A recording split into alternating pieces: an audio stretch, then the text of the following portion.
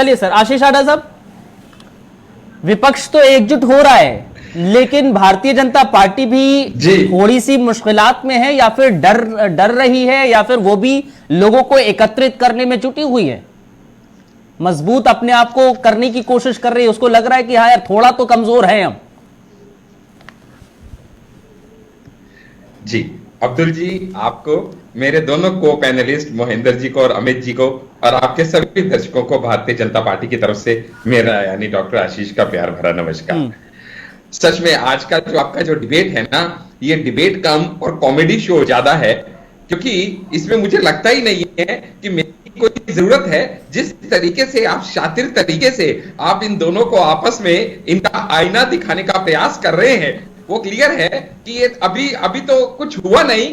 अभी थोड़ी देर में देखिएगा एक दूसरे के बाल नोचना और कपड़े फाड़ना कैसे शुरू होगा। ये विपक्षी एकता तार तार होती हुई, धागा धागा खुलती हुई कैसे पूरी जनता को दिखाई देगी। क्योंकि बड़ी पुरानी कहावत है कि जंगल में जब एक घाट पे सारे जानवर इकट्ठे हो जाएं आपसी लड़ाई को भूल के, तो समझ लेना चाहिए कि दूसरी घाट पे शेर पानी पी रहा है। और इस समय उस 56 इंच के शेर का मुकाबला करने के लिए ये गीदड़, लोमड़ी, भालू, बंदर सब जो इकट्ठे हो रहे हैं। ये बात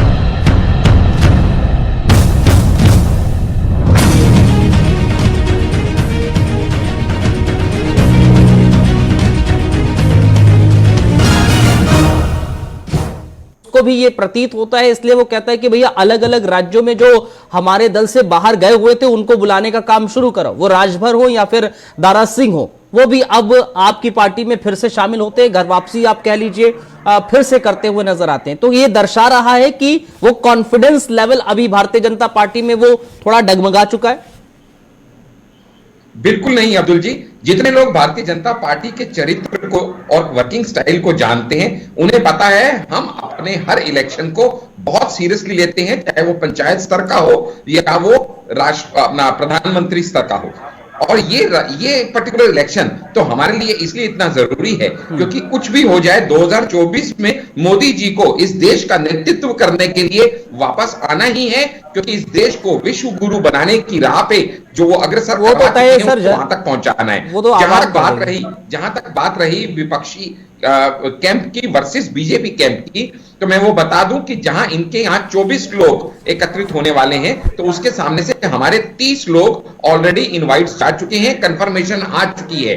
वो सेशन जो प्रधानमंत्री मोदी जी की अगुवाई में होगा और जिसका आमंत्रण खुद नड्डा जी ने भेजा है, उसमें 30 से ऊपर दल उपस्थित होने वाले हैं।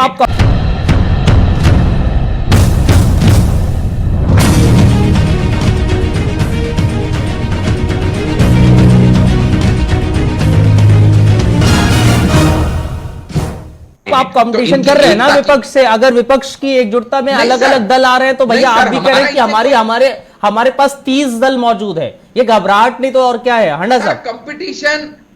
कंपटीशन का तो उससे सवाल होता है जिससे कोई मुकाबले की टक्कर हो। मैं थोड़ा आपको स्टैटिस्टिक्स दे दूं, आपके व्यूअर्स को, सॉरी आपको नहीं, क्योंकि हमारे मोहिंदर जी को स्टैटिस्टिक्स बहुत पसंद है, तो उनकी जानकारी इससे थोड़ी बढ़ेगी, उनको अच्छा लगेगा कि जहां 2019 में बीजेपी के पास 303 सीटें आई थी, वहीं कांग्रेस के पास 52 सीटें आई थी।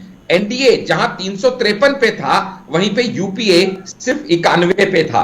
और उसके अलावा 32 रीजनल पार्टीज की कुल मिला के 179 सीट्स थी। अगर मैं स्टेटिस्टिक्स की बात करूं तो बीजेपी को किसी से डरने की जरूरत नहीं है, लेकिन हमारा वर्किंग स्टाइल है कि हम सबका साथ, सबका विकास, सबको साथ लेके चलते हैं। क्यों ये कह रहा हूं हमें डरने की जरूरत नहीं है? आपके व्यूअर्स बहुत ही ज्यादा इससे अपने आप को गौरवान्वित महसूस करेंगे जब ये डाटा जानेंगे कि जो 303 सीटें, अब्दुल जी, जो 303 सीटें बीजेपी के पास आई थी, उसमें से 224 सीट ऐसी थी जो हमने 50% से भी ज्यादा मार्जिन से सबके पास है। लेकिन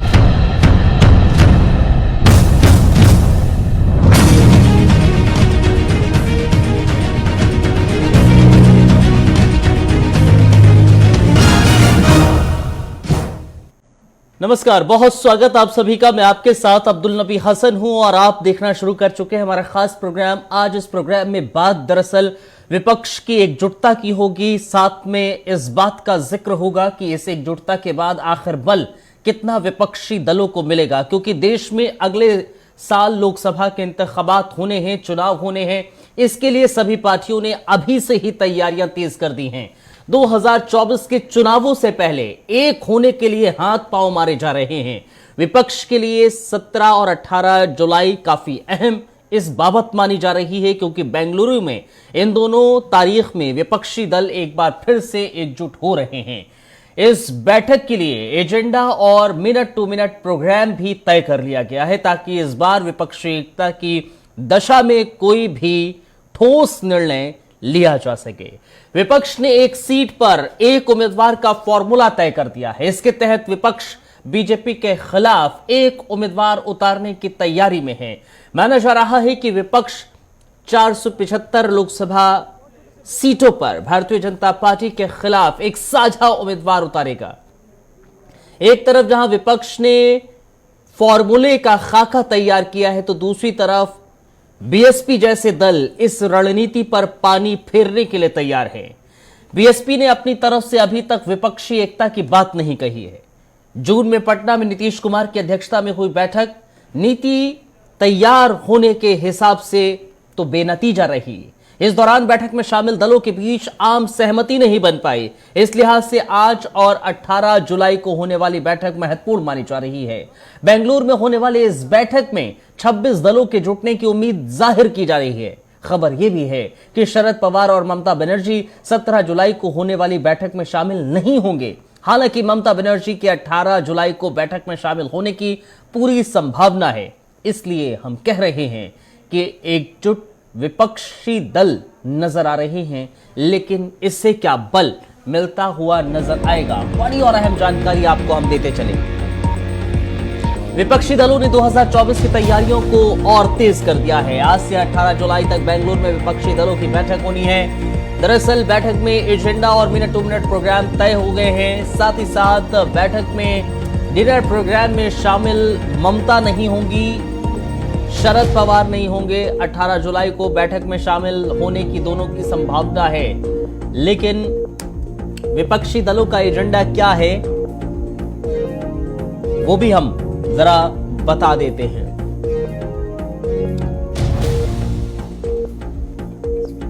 तो आपको ये बताते चले कि विपक्षी दल एक बार फिर से एकजुट होते नजर आ रहे हैं, या यूं कह लीजिए जो मीटिंग है वो उस मीटिंग का नतीजा क्या रहेगा। विपक्षी दलों का एजेंडा समझिए। 2024 के लिए कॉमन मिनिमम प्रोग्राम की ड्राफ्टिंग तय करना है। इसके अलावा गठबंधन के लिए जरूरी कम्युनिकेशन पॉइंट्स तैयार करने के लिए सब कमेटी बनाना है।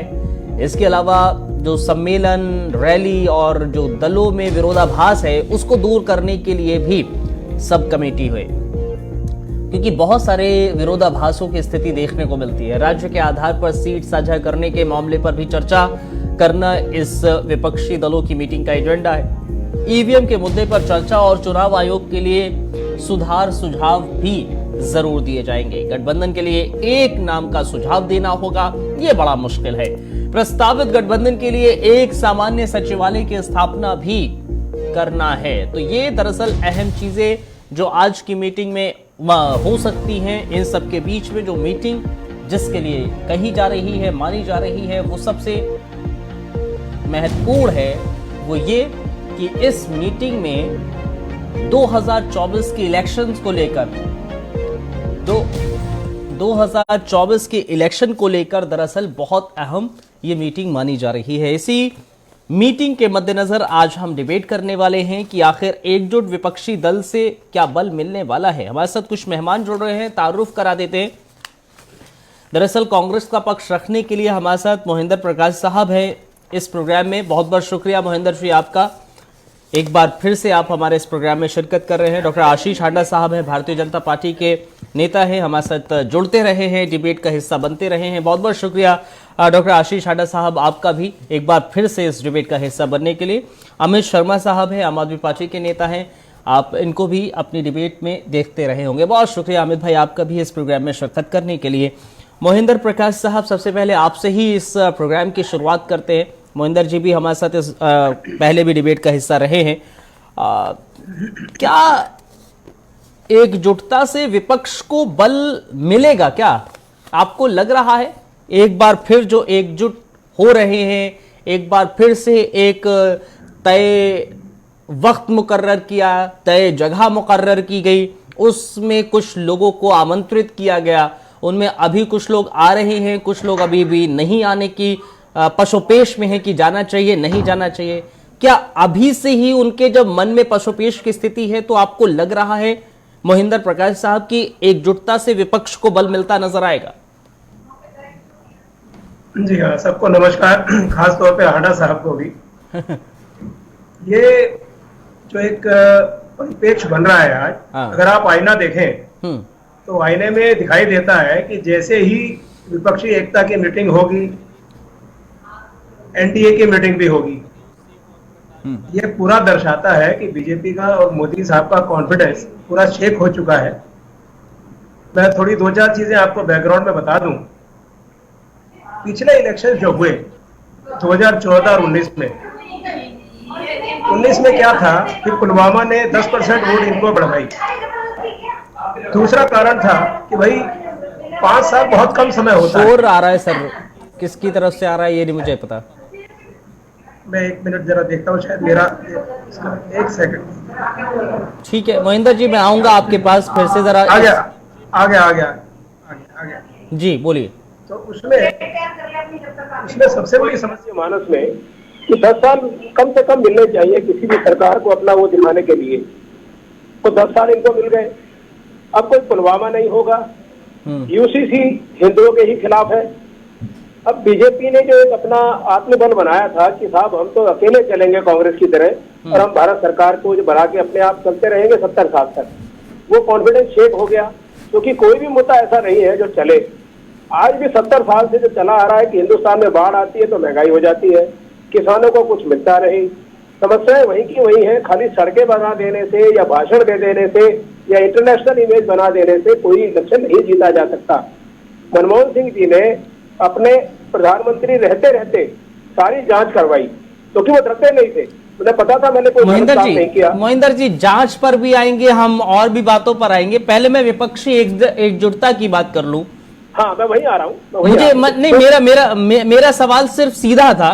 मैं ये जानना चाह रहा था कि अभी से ही जो विपक्षी दल हैं उनमें ओहापोह की स्थिति है, पशुपेश की स्थिति है, कंफ्यूज है कि जाना चाहिए या नहीं जाना चाहिए। अगर अभी ही कंफ्यूज है तो कैसे इसको एकजुटता आप मानेंगे और कैसे आपको बल मिलेगा, ये हम जानना चाह रहे थे और बहुत तमाम लोग जानना चाह रहे हैं। देखिए मैं सटीक जवाब देता हूँ, बिल्कुल सीधा, इधर उधर की बात नहीं करता। देखिए ममता जी के पांव में चोट है, वो कल वहां पहुंच जाएंगे। शरद पवार जी की पार्टी को अभी आघात मिला है और आज वहां पर महाराष्ट्र की असेंबली का वो जो सेशन शुरू हो रहा है तो उन्हें कुछ अपने एमएलए जो भी उनकी पार्टी के लोग हैं उनको कुछ समझाना होगा, तो कल वो पहुंच जाएंगे। पिछली मीटिंग जब हुई थी तो आप पार्टी के साथ नाराजगी की वजह से सारे में हल्ला मचा दिया, साहब टूट गया। अब कांग्रेस ने अपना समर्थन जो देना है वो एक सोच समझकर निर्णय लिया जाता है। पार्टी ने निर्णय लिया और कल उनको बता दिया कि भाई हम जो दिल्ली के अंदर इन्होंने किया है ऑर्डिनेंस ला करके हम उसको विरोध करेंगे। आम आदमी पार्टी आ गई, तो अंतर विरोध जो पार्टियों के हैं वो एक दिन में दूर नहीं होंगे। आप बीजेपी को देखिए, अगर वहां आप समझते हैं कि सभी कुछ ठीक है, आज बीजेपी एक आदमी को इकट्ठा कर रही है, एक एमपी को, नहीं ठीक है, वो जीतेंगे नहीं। मैं हांडा साहब से पूछूंगा इस बारे में भी। तमाम लोग ज्वाइन कर रहे हैं, कुछ लोगों को ज्वाइन कराया जा रहा है, कुछ अपने आप आ रहे हैं, उसके बारे में भी पूछूंगा। लेकिन अमित भाई क्या नाराजगी अब दूर हो गई है? आप पहले मीटिंग में पहुंचते नहीं है, फिर कहते हैं कि भैया नहीं चलो ठीक है, जो हुआ सो हुआ।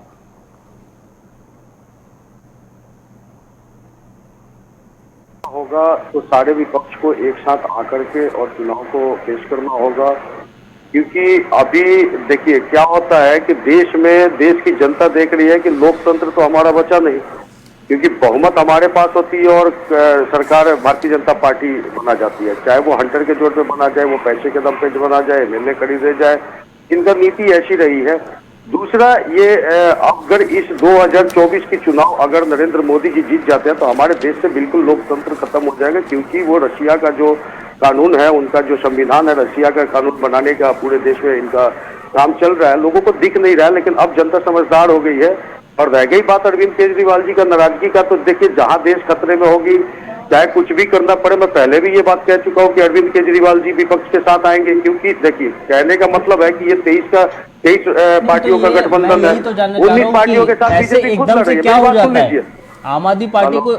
अमित भाई मैं यही जानना चाह रहा हूँ, एकदम से क्या होता है? पहले आप कहते हैं कि नहीं, आप तो मीटिंग में जाकर भी वहां नाराज हो जाते हैं और वहां से भाग आते हैं, और फिर कहते हैं कि नहीं हमें सबको एकजुट होना चाहिए।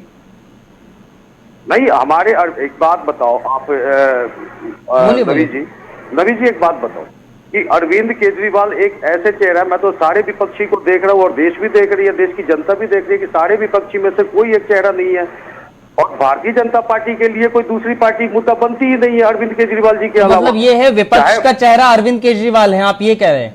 विपक्ष का आपको नहीं दिख रहा है? आप जमुना का पानी छोड़ दे रहे हैं, पानी पे सियासत कर ठीक है, मतलब आप कह रहे हैं विपक्ष का चेहरा अरविंद केजरीवाल है। मोहिंदर जी बिल्कुल 100% है। मोहिंदर जी, विपक्ष का जो मीटिंग हो रही है वो चेहरा अरविंद केजरीवाल है विपक्ष का, कोई राहुल गांधी नहीं है, ममता बनर्जी नहीं है।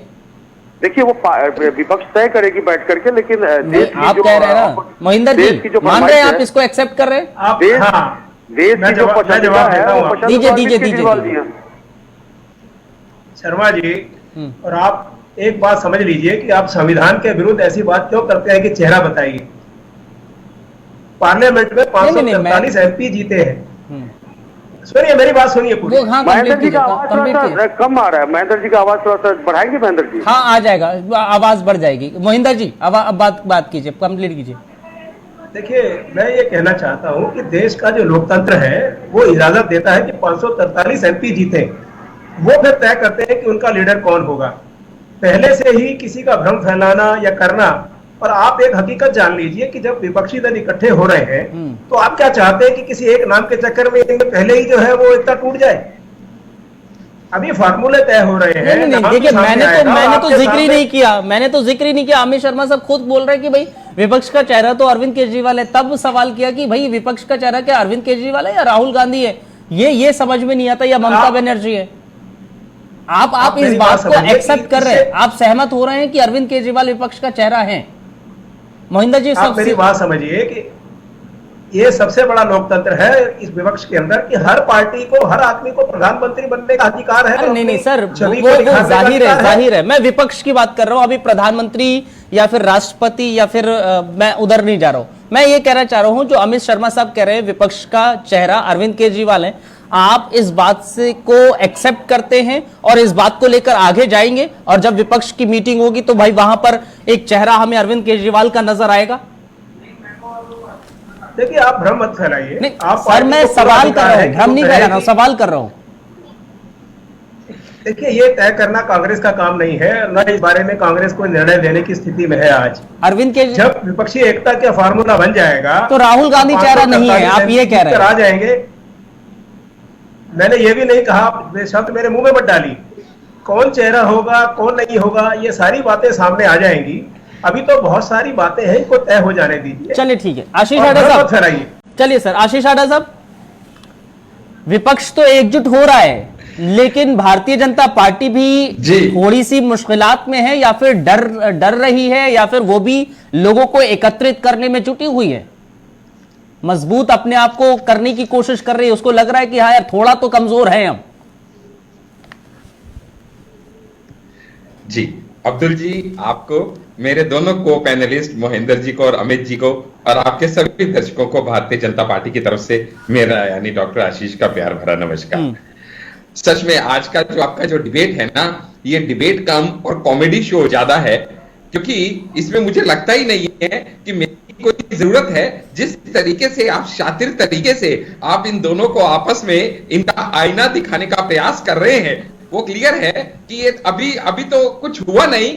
अभी थोड़ी देर में देखिएगा एक दूसरे के बाल नोचना और कपड़े फाड़ना कैसे शुरू होगा। ये विपक्षी एकता तार होती हुई, धागा खुलती हुई कैसे पूरी जनता को दिखाई देगी। क्योंकि बड़ी पुरानी कहावत है कि जंगल में जब एक घाट पे सारे जानवर इकट्ठे हो जाएं आपसी लड़ाई को भूल के, तो समझ लेना चाहिए कि दूसरी घाट पे शेर पानी पी रहा है। और इस समय उस 56 इंच के शेर का मुकाबला करने के लिए ये गीदड़, लोमड़ी, भालू, बंदर अरे सब सर जो इकट्ठे हो रहे हैं, ये बातें मत करिए फिर। अभी पॉइंट आएगा फिर 56 इंच का वो शेर तब कहां चला जाता है जब सर महंगाई इतनी बढ़ जाती है, टमाटर 100 रुपए के पार हो जाते हैं, मणिपुर पे कोई नहीं बोलता। मैं नहीं जाना चाह रहा हूँ वहां पर, टमाटर पे आपसे नहीं, मैं वहां जाने ही नहीं चाह रहा। आप कहेंगे कि कल की तारीख में केंद्र सरकार ने 80 रुपए प्रति किलो टमाटर भेज दिए, आप तो ये कह देंगे। बहरहाल अटल बिहारी वाजपेयी अब्दुल जी, नहीं, मैं जरा विपक्षी एकता पर आना चाह रहा हूँ। डिबेट को भटकाने की, तो जब रक्षा की भक्षक बन जाएगा तो क्या करेंगे? डिबेट को भटकाने का काम नहीं करते हैं। जिस दिन टमाटर पे डिबेट होगी टमाटर पे कर लेंगे। आज विपक्षी एकता तक की एग्जैक्टली, मैं भी यही कह रहा हूँ कि जब विपक्षी एकता की बात हो रही है तो मैं सत्ता पक्ष की बात कर रहा हूं, भारतीय जनता पार्टी का जिक्र कर रहा हूं। तो क्या उसको लग रहा है भारतीय जनता? एक मैं छोटा सा ब्रेक ले रहा हूं, ब्रेक के बाद आशीष साहब आपके पास आ रहा हूं फिर से, डॉक्टर आशीष, और इस सवाल के साथ ही आऊंगा कि क्या भारतीय जनता पार्टी को यह लग रहा है कि विपक्ष एकजुट हो रहा है तो उसको भी एकजुट होने की जरूरत है, और तभी उत्तर प्रदेश से या फिर तमाम अलग अलग राज्यों से जो दल से पहले बाहर गए थे अब उनको बुलाया जा रहा है। एक छोटा सा ब्रेक, जल्द हाजिर होता। इस वक्त कर्नाटक के अंदर कांग्रेस बाकायदा एक मीटिंग भी कर रही, प्रेस कॉन्फ्रेंस इनफैक्ट कर रही है। जयराम रमेश साहब क्या कुछ कह रहे हैं वो हम सुन लेते, फिर उसके बाद जरा अपने गेस्ट के पास चलूंगा फिर। Venugopal ji to address you.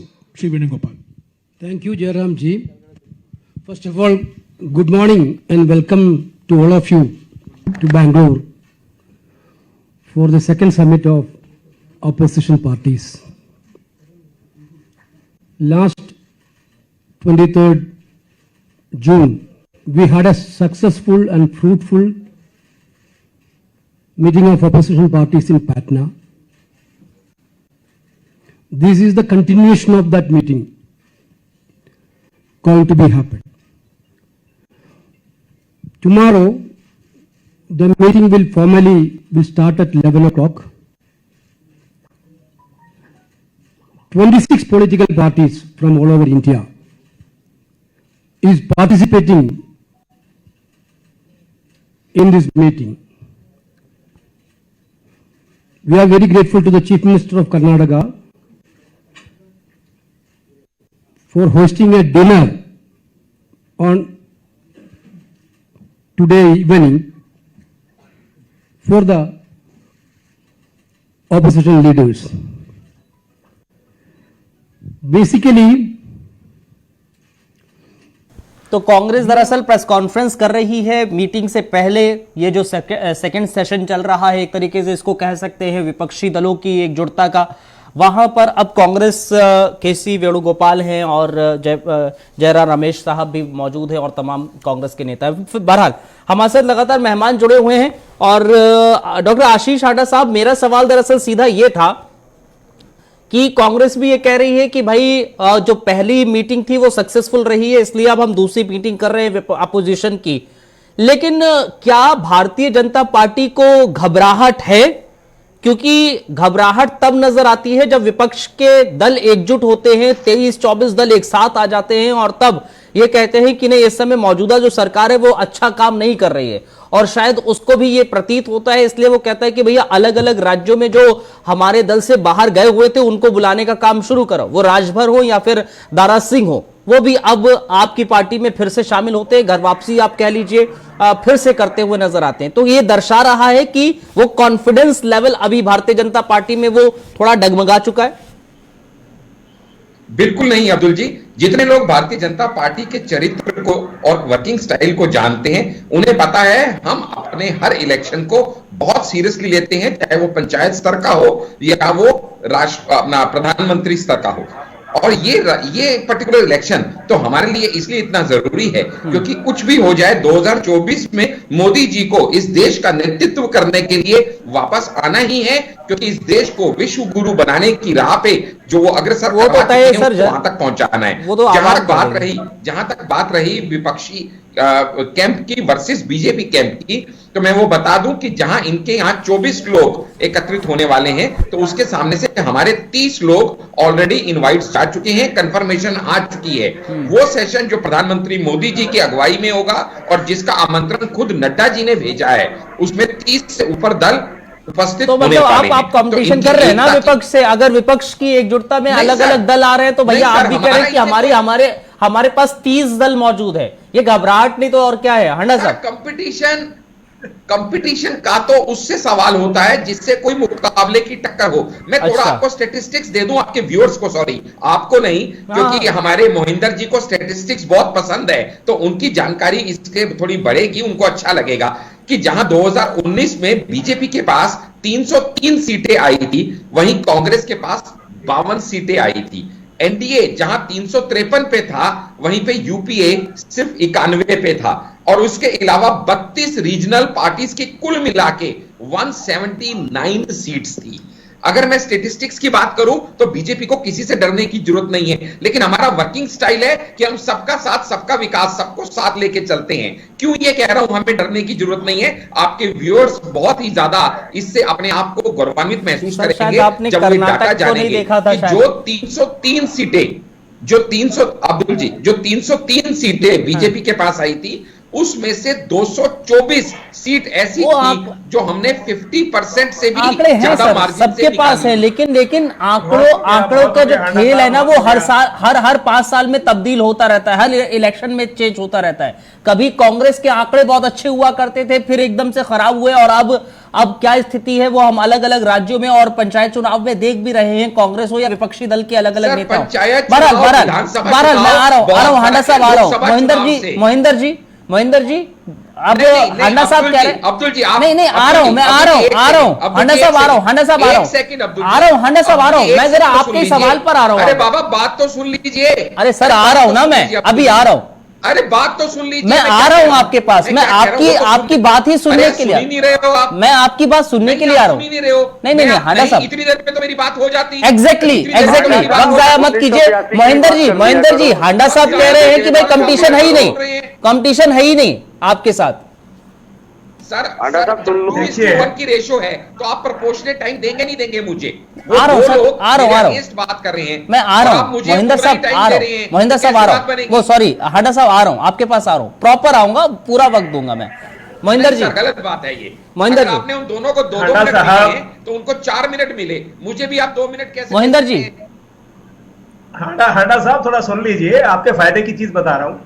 नहीं गलत बात है आपका सर, जो कल्चर है ना, नहीं सुनता। जब 2 लोग मेरे अगेंस्ट खड़े हैं तो वो उन अरे दोनों को मोहिंदर जी 4 आप मिनट सर मिले सर हैं, तो मुझे हांडा भी 4 साहब, मिनट मिलने चाहिए। हांडा मुझे साहब 2 मिनट देके आप डिबेट प्लीज हांडा साहब, प्लीज ये आप नहीं सर, आपको स्ट्रक्चरली गलत कर रहे हैं आप।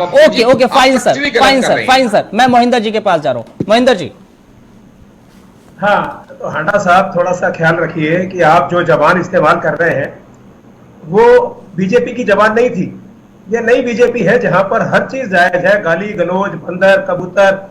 आप विपक्षी पार्टियों के नेताओं को बंदर कबूतर और इस तरह से बता रहे हैं, तो ये शर्म कीजिए सर। नहीं बिल्कुल नहीं, मैंने नहीं बताया सर, मैंने नहीं बताया, मैंने तो सिर्फ एक कहानी सुनाई है। ऐसी कहानियां तो अरविंद केजरीवाल बहुत सुनाते हैं, चौथी पास राजा के, जिनके गले में गला डाल के आप हाथ डाल के घूम रहे हैं। ऐसी कहानियां तो बहुत सुनाते हैं, जिनको आज आप गले लगा रहे हैं और चांदी के चम्मच से पानी पिला रहे हैं। मोहिंदर जी मुझे सिर्फ एक बात बताइए भाई, आप हांडा साहब थोड़ा चुप होंगे। अमित जी के पास भी जाना है, उनको भी वक्त देना है। मुझे मोहिंदर जी बताइए कंपटीशन है या नहीं है, क्योंकि हांडा साहब कह रहे हैं कोई कंपटीशन नहीं, कंपटीशन तो उनसे होता है जो रेस में होते हैं, आप तो रेस में ही नहीं है, वो आंकड़े भी उन्होंने बता दिए। देखिए हांडा साहब बिल्कुल ठीक कह रहे हैं, मैं इनकी तारीफ करूंगा कि अपनी पार्टी की तारीफ करनी चाहिए। और कभी भी जब भी इनके नेता है, मैं नाम नहीं लेना चाहता, 200 पार, 250 पार, 300 पार, लेकिन जब वो 100 भी पार नहीं कर पाते, 50 भी पार नहीं कर पाते, उसके बाद वो कभी बयान नहीं देते। पिछली बार कर्नाटका का आप भूल गए, 28 में से 25 सीट हम लेके आए थे, उसी कर्नाटका में जब हम भर रहे हैं आप 28 हांडा साहब